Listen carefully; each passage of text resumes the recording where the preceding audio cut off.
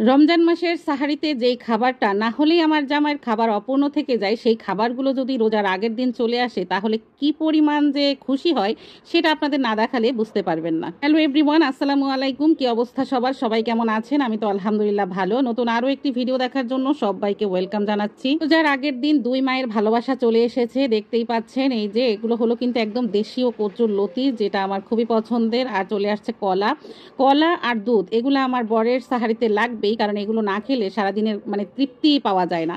তো এটা হলো আমার খালার হাতে তৈরি খেজুরের গুড়। এটা কিন্তু ডিব্বাটা ভরে দিয়েছিল, কিন্তু যে ড্রাইভার নিয়ে আসছে সেখান থেকে সে কিছুটা রেখে দিয়েছে। আর আসছে এখানে চাল, নারিকেল, কলা, কচুরলতি, তেজপাতা, বোম্বাই মরিচ ইত্যাদি আরও অনেক কিছুই পাঠিয়েছে। দুই ছড়া কলা ছিল, এই কলা দিয়ে হয়তোবা রোজার মাস কাবার হয়ে যাবে। প্লাস আছে নারিকেল, নারিকেল দিয়ে ইফতারির সময় চিরা খেতে কিন্তু ভীষণ ভালো লাগে, তাই না? এখানে হলো আতপ চাল পাঠিয়েছে পিঠা খাওয়ার জন্য শাশুড়ি মা। আর এই যে তেজপাতা, এটা হলো আমার খালাদের গাছের তেজপাতা। তেজপাতা না হলে কিন্তু আমার চলে না, আমি প্রচুর তেজপাতা পছন্দ করি। এর ফ্লেভারটা চা থেকে শুরু করে সমস্ত রান্নাবান্নায় আমার কাছে তেজপাতার ফ্লেভার অনেক বেশি ভালো লাগে। এটা হলো বোম্বাই মরিচ, আর বোম্বাই মরিচ পছন্দ করে না এমন মানুষ তো হতেই পারে না। এর ঘ্রাণটা এত বেশি ভালো লাগে। তো মা হলো কিনেছে অনেকগুলো, বনু হলো এখান থেকে কিছুটা দিয়ে দিয়েছে আমাকে, যাতে রোজার মাসটা চলে যায়। 3 দিন আগে কিছু পার্সেল অর্ডার করেছিলাম, তো সেগুলো চলে আসছে। আর আমার ছেলেটা আনবক্সিং করতে বসে পড়েছে। তো এটা খুব ভালো লেগেছে, যদিও আমি এগুলো কিনতে চাইছিলাম না, কারণ ভাবছিলাম যে নতুন বাড়িতে যখন উঠবো তখন না হয় নতুন নতুন জিনিস দিয়ে ঘরটা সাজিয়ে নিব। কিন্তু এই যে জিনিসটা দেখতে পাচ্ছেন, এটা আমি কোনো কিছু কুচি কুচি করতে গেলে আমার হাত কুচি কুচি হয়ে যায়, সেই জন্যই এই জিনিসটা অর্ডার করা। তো ফিঙ্গার কাভারটা তো ছিল, ভালোই লাগছে। তারপরে আর প্রথম আরেকটা যেটা ছিল ওটাও ভালো লাগছে, এটাও ভালো লাগছে। মানে দামের তুলনায় বেশ ভালো ছিল, মোটামুটি চলে যাবে আমি এই বাসাতে থাকাকালীন। আর গাছের একটা কামরাঙ্গা পেকে গেছে, আমি ছাদে আসছিলাম আমার মুরগিকে খাবার দিয়ে, তো ওই কামরাঙ্গাটা পেরে নিলাম। আরও হয়েছিল, ওগুলো হলো যাদের রিজিকে ছিল তারাই আর কি খেয়ে নিয়েছে। দ্বিতীয় রমজানের দিনে এই যে আমি ইফতারি বানাতে বসে পড়েছি। আর প্রথম প্রথম রোজায় আমি ইফতারি এরকমের বানিয়েই খাবো আমরা, তারপরে দেখা যায় লাস্ট পর্যায়ে আমার বড় ওইভাবে বাসায় আর ইফতার করবে না, আর আমার বানানো হবে না। এখন যেহেতু বড় বাসায় ইফতার করে, সেই জন্য এই কদিন বানাবো। আর যখন সে ইফতার করবে না তখন নিজেও হলো যে কোনো মানে দাওয়াত হোক কিংবা আমাদের মাদ্রাসাতে হোক ওখানে খাবে, প্লাস আমারটাও পাঠিয়ে দেবে। সেক্ষেত্রে আর বানানোর ঝামেলা থাকবে না। আর নিজের হাতে তৈরি করাটা খেতে একটু বেশি ভালো লাগে। আমার আমান সোনা হলো আমার হাতের আলুর চপটা বেশি পছন্দ করে, কিনা আলুর চপ খেতে কিন্তু বেশি ভালো লাগে না। নিজে তৈরি করলে অন্যরকম করে একটু ভালো করে তেল কিংবা আলুর পুরটা খুব ভালো করে যত্ন করে আমরা করে থাকি, দোকানে কিন্তু ওইভাবে করেও না।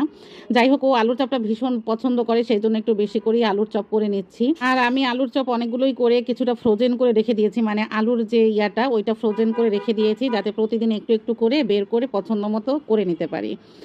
এই আর কি। তো আমার ভাজা পোড়া এগুলো হয়ে গেছে, এবার কিছু পেঁয়াজও করব। আর এগুলোর ভিতরে না বোম্বাই মরিচ দিয়েছি। এই পেঁয়াজের ভিতরে বোম্বাই মরিচের ফ্লেভারে কি বলবো আপনাদের কাছে, আমার বোম্বাই মরিচের ঘ্রাণটা এত বেশি ভালো লাগে যে বলে বোঝাতে পারবো না।